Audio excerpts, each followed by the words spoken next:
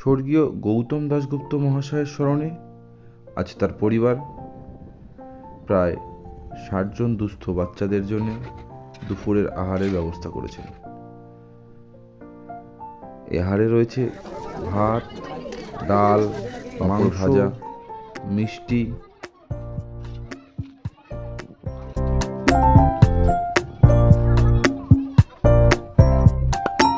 আমরা হালিশহরের ছেড়ানা গৌতম বাবুর বিদেহী আত্মার চিরশান্তি কামনা করি এবং তার পরিবারের সকলের দীর্ঘায়ু ও সুস্বাস্থ্যের কামনা